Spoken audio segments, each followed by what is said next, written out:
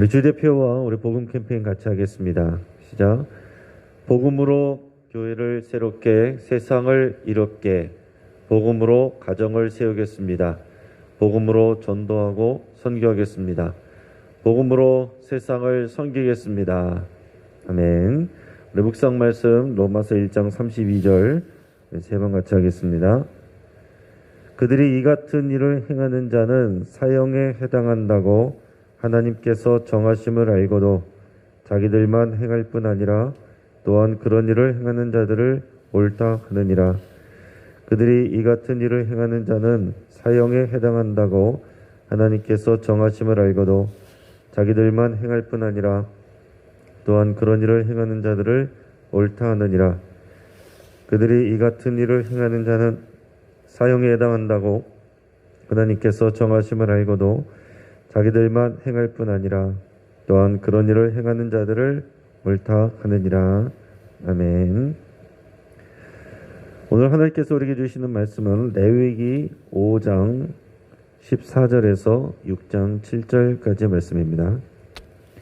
자, 오늘 본문을 통해서 속건제라는 제목으로 말씀의 은혜를 같이 나누겠습니다.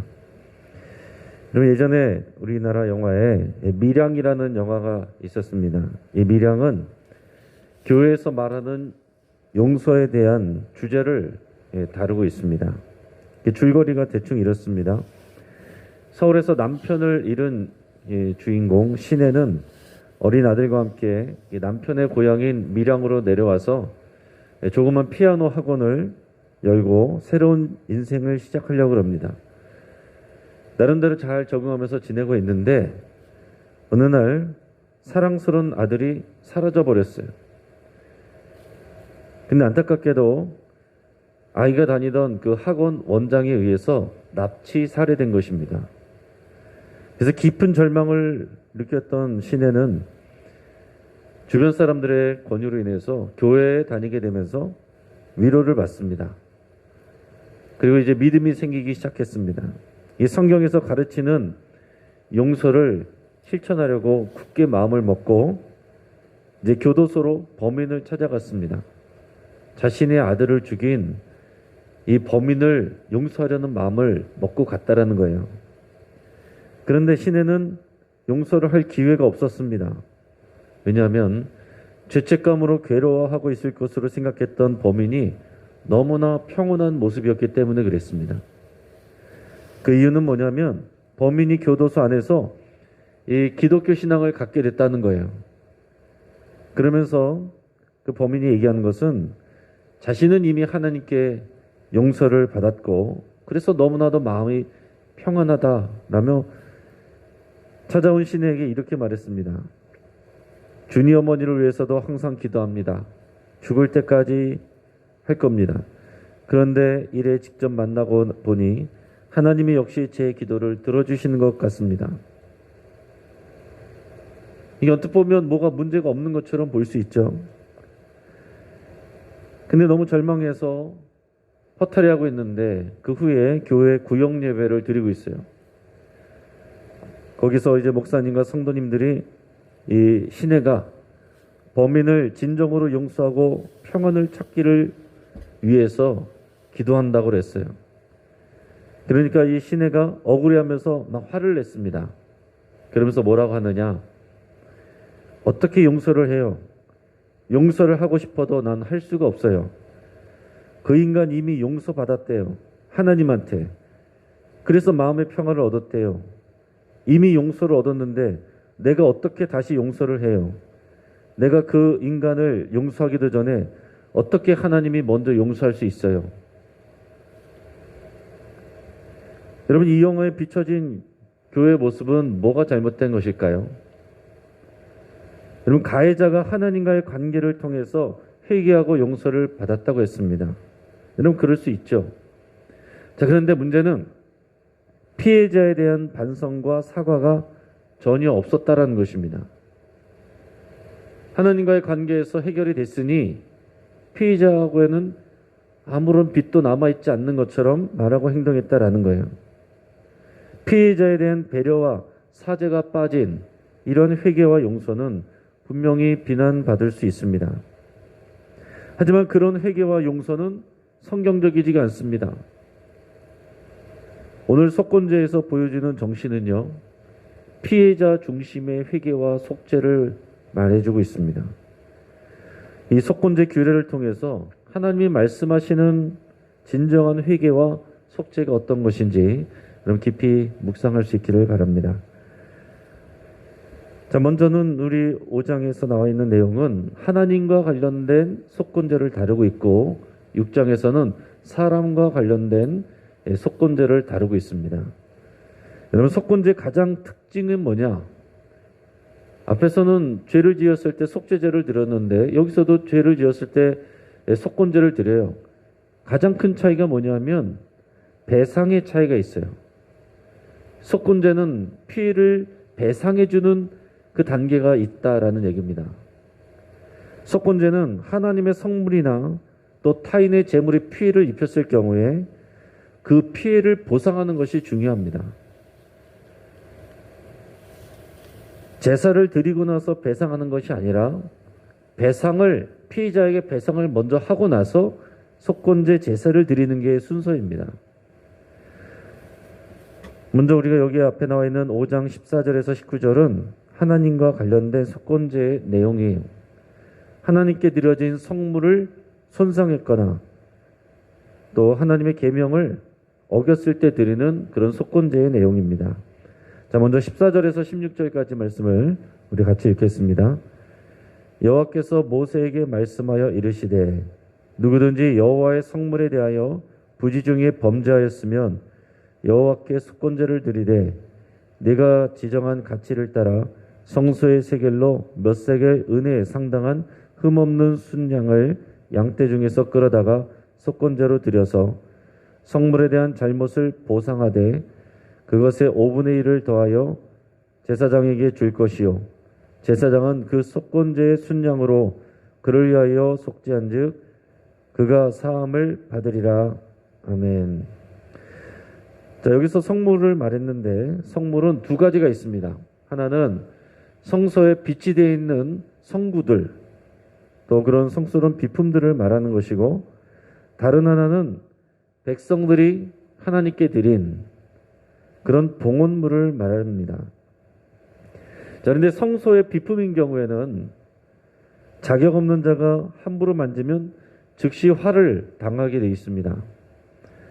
역대하 20장에 보면 우시야 왕이라는 사람이 자신이 제사장이 아님에도 불구하고 함부로 성소로 들어가서 향단의 분향을 하려다가 나병에 걸려서 다시는 성전에 들어가지 못하고 궁전 한편에 갇혀서 평생 사는 그런 얘기가 나옵니다. 자, 그러니까 여기서 말하는 여호와의 성물이라는 것은 백성들이 성소에 낸 그런 봉헌물을 의미합니다. 자, 구체적으로 말하면 이제 봉헌물을 내서 제사장들이 먹어야 될 그런 음식물들, 이런 것을 취했거나 아니면은 드려야 될 11조를 바치지 못했을 경우에 제사장에게 피해를 입히게 됩니다. 자, 불경한 행동으로 더럽혀진 성물이라면 그것을 대체해야 되고, 제사장에게 피해를 입혔기 때문에 범죄한 사람은 그 성물 가치의 원가에다가 5분의 1을 더해서 그것을 배상해야 된다. 이렇게 얘기를 하고 있는 것입니다. 자, 이어서 우리 17절에서 19절까지 말씀을 우리 같이 읽겠습니다.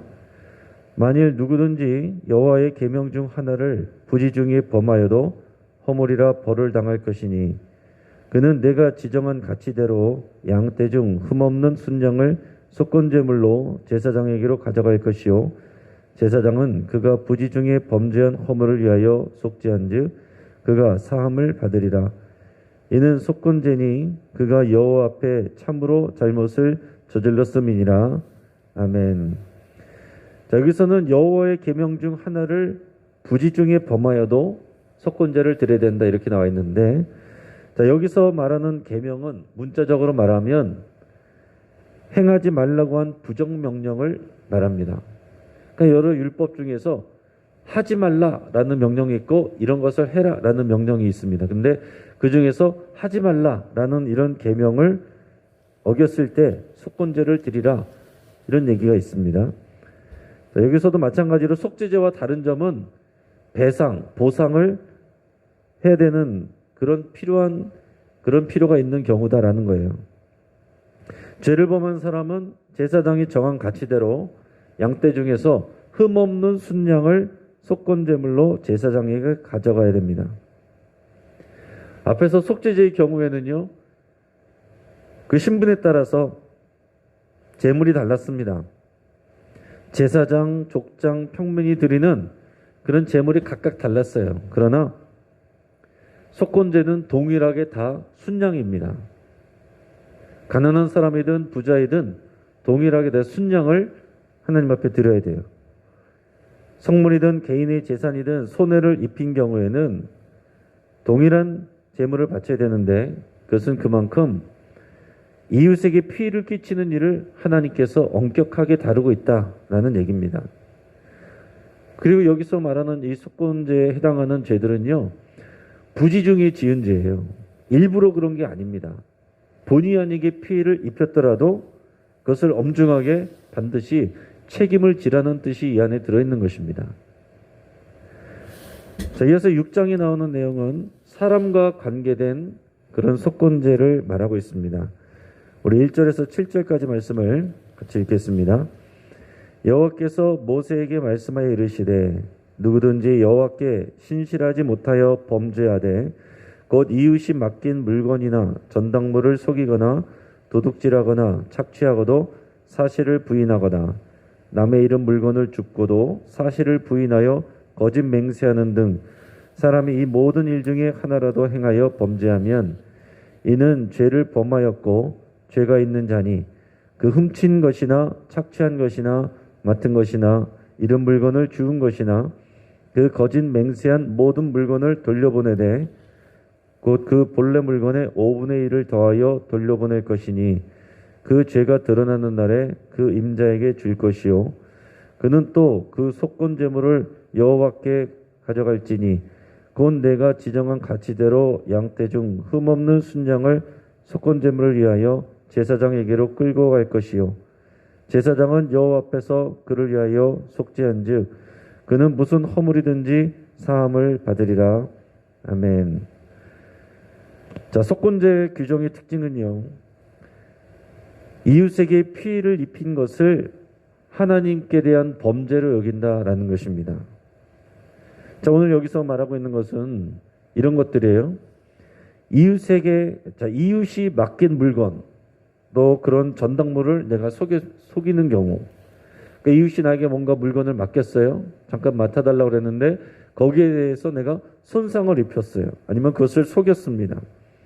아니면 도둑질하거나 착취하고도 사실을 부인했을 때, 또는 남의 이름 물건을 줍고도 사실을 부인해서 내가 안 그랬다라고 거짓 맹세했을 때, 이거 분명히 남의 물건인데 그거 내가 주워놓고서도 모른 척하고 그런 적 없다고 시침이 떼는 그런 경우를 말합니다. 그런데 이렇게 타인에게 피해를 입혔을 경우에 오늘 6장 1절 2절 이렇게 보시면 2절에 누구든지 여호와께 신실하지 못하여 범죄하되, 이 말에 다 묶여 있는 거예요. 그러니까 분명히 사람에게 범죄한 일인데 이것을 하나님께 신실하지 못한 죄라고 규정하고 있다라는 얘기입니다. 그러니까 여러분, 내가 다른 사람들에게 피해를 입혀놓고서 하나님과는 상관없는 일이라고 생각할 수 있는 게 아니다라는 것입니다. 그것에 대한 배상을 하고 하나님 앞에 내가 범죄한 것에 대해서 다시 또 속건제를 드려야 되는 거예요. 이런 일을 하는 사람이 하나님께 속건제를 드려야 되는데 그 전에 먼저 오늘 여러분 읽은 본문을 보면 피의자에게 보상을 먼저 하고 그 다음에 제사장에게 순양을 가지고 와서 용서를 받아야 된다라는 얘기입니다. 중요한 건 뭐예요? 제사보다 배상이 먼저다 라는 것입니다. 자, 그는 거짓 맹세한 모든 물건을 임자에게 돌려보내야 되는데 여기에도 마찬가지로 그 원금의 본래 물건의 5분의 1을 더해서 줘야 된다라는 얘기입니다. 나중에 사실이 밝혀진 다음에 에이 가져가라. 이렇게 해서 해결되는 문제가 아니라는 거예요. 피해를 끼쳤으니 거기에 대해서 5분의 1을 더해서 줘야 된다라는 얘기입니다. 혹시 이것이 부지중에 한 일일지라도 모르고 그랬을지라도 거기에 대해서 5분의 1을 더해서 주라라는 얘기예요. 내가 그 사람에게 피해를 갚았으니 끝이 아니라는 것입니다. 이웃에게 피해를 끼친 일은 하나님께도 범죄한 일이 되기 때문에 보상을 하고 5분의 1을 더해서 보상을 한 다음에 속건제를 다시 하나님께 드리라고 그랬어요.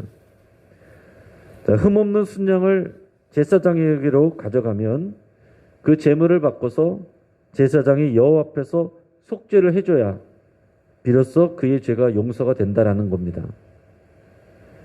자, 참고로 출애굽기 22장에 보면 다른 사람의 양이나 소 이런 제물을 도둑질한 경우에 벌금을 4배에서 5배까지 갚으라고 돼 있어요. 근데 거기에 비해서 속건제 배상액은 5분의 1을 더해서 주는 것이기 때문에 굉장히 작은 편이라고 할 수 있습니다. 근데 이것은 여기에 해당되는 것은 스스로 뉘우치고 자수하는 경우입니다. 앞에 출애굽기 22장 같은 경우에는 그 죄가 발각이 된 경우라고 할 수가 있고 여기서는 스스로 뉘우치고 참여하는 마음으로 자수하여 나올 때 5분의 1을 더해서 내는 이런 규칙이 적용되는 거다라는 얘기입니다. 이제 말씀을 정리하겠습니다. 하나님은 주의 백성들이 제사장이나 이웃에게 피해를 입혔을 때 속건제를 드리라고 하셨습니다. 그냥 몰랐다고 하거나 미안하다는 말로 끝낼 수 있는 일이 아니었습니다. 피해를 입은 자에게 먼저 보상을 해야 되고 그 다음에 하나님께 속건제를 드려야 됐습니다. 자, 예수님은 신약성경에 보면 형제에게 피해를 입은 일이 있으면 하나님께 예물을 드리기 전에 먼저 그와 화해하라고 그랬습니다. 먼저 화해하고 그러고 와서 다시 예물을 하나님께 드리라고 그랬어요. 그것은 그 화해는 가서 단지 미안해라고 끝나는 것이 아니라 그 사람의 피해를 입힌 것에 대한 적절한 보상을 먼저 전제를 하고 있는 것입니다.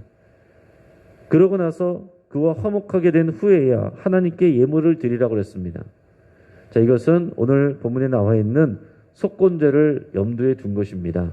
제사가 먼저가 아니라 그 이웃과의 관계 가운데서 반드시 그 피해를 먼저 보상하고 화목하고 난 다음에 하나님께 나와서 제사를 드리라 라는 얘기예요. 피해자를 제외하고서 하나님에게 용서받는 것이 아니다라는 얘기입니다. 율법의 기본 정신은 뭡니까? 하나님 사랑과 이웃 사랑이에요. 하나님은 이웃에게 행하는 일들을 곧 하나님에 대한 믿음으로 보시는 것입니다. 그래서 예수님이 하시는 말은 뭡니까? 너희 중에 지극히 작은 자에게 행하는 것이 곧 나에게 행하는 것이다. 이 말씀을 하시잖아요. 사람에게 행하는 것을 하나님 당신에게 행하는 것으로 보신다라는 말이에요. 자, 그러니까 내가 사람에게 피해를 줘놓고서 내가 하나님 사랑하고 신뢰하고 믿음이 있다라고 얘기하는 건 성립하지가 않는다라는 얘기입니다. 너희가 눈에 보이는 사람을 사랑하지 못하면서 눈에 보이지 않는 나를 사랑한다는 거, 그것은 거짓말이다. 하나님이 이렇게 말씀하시는 거예요. 여러분, 그래서 나는 교회 나올 때 오직 하나님만 알아본다. 그러면서 사람들과의 관계를 끊고 오직 하나님만 사랑한다. 그는 건강하지 못한 신앙이 될 수밖에 없는 것입니다. 그럼 속죄제와 달리 제물은 순양으로 정해져 있는데 앞에서 얘기한 것처럼 그만큼 이것은 타인에게 입히는 피해를 심각하게 여겨야 된다라는 뜻입니다. 그래서 속건제는 피해자를 회복하는 일에 초점이 맞춰져 있다라는 뜻입니다. 피해자와 상관없이 나는 하나님과만 상관한다. 그렇게 할 수가 없다라는 것을 속건제가 보여주고 있는 것입니다. 하나님 사랑과 이웃 사랑은 긴밀하게 이렇게 연결이 되어 있고요. 하나님께 대한 믿음은 자신이 속한 이 공동체를 보호하고 지키는 일과 연결이 되어 있어요. 자, 여기서 이웃과 관계된 일들을 화목하게 하는 일에 대해서 하나님께서 이렇게 강조하시는 이유가 뭡니까? 이게 하나님의 백성이고 공동체이기 때문에 그런 거예요. 한두 사람이 그 관계가 깨지면 그것들이 서로에게 영향을 미치는 것이고, 그 공동체가 분열되면 주님의 몸인 교회가, 하나님의 나라의 백성이, 나라가 흔들리는 것입니다.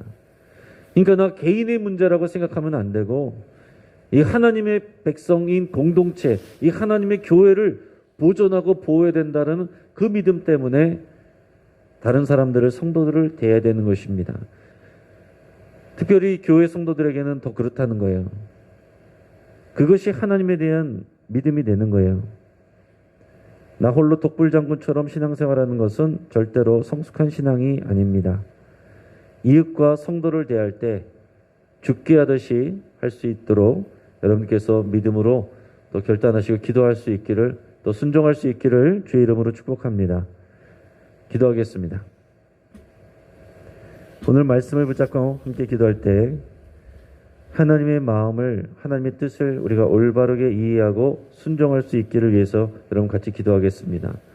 내 소견에 오른 대로, 내가 하고 싶은 대로 신앙생활하는 것이 아니라 하나님의 뜻대로 그 마음을 알고 그 뜻을 알고 내가 순종할 수 있기를 여러분 기도하며 결단할 수 있길 바랍니다.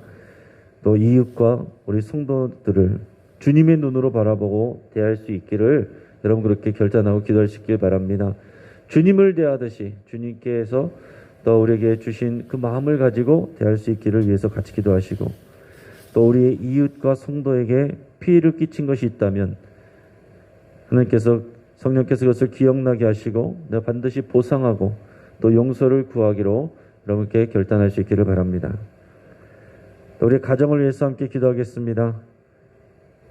이제 가정예배 주주클럽 또 시즌이 시작이 되었습니다. 가정예배를 통해서 우리의 가정이 거룩한 교회가 되기를 위해서 여러분 기도하기를 바랍니다. 우리 가정이 거룩한 교회가 되고 주님의 나라가 되는 것, 이것이 하나님의 뜻입니다. 이것을 위해서 여러분 간절하게 기도할 수 있기를 바랍니다. 오늘 장례를 위해서 기도할 때 그 강은혜 집사님 오늘 입관예배 또 내일 발인예배 있습니다. 이 장례를 통해서 하나님의 위로가 또 유족들에게 부어지기를 위해서 함께 기도하겠습니다. 마지막으로 대선을 위해서 기도할 때 불미스러운 일 없이 마지막까지 질서 있고 공정하게 진행될 수 있도록 하나님의 뜻이 드러날 수 있도록 위해서 함께 기도하겠습니다. 이제 우리 함께 기도할 때 주여 한번 부르짖고 주면서 함께 기도하겠습니다. 주여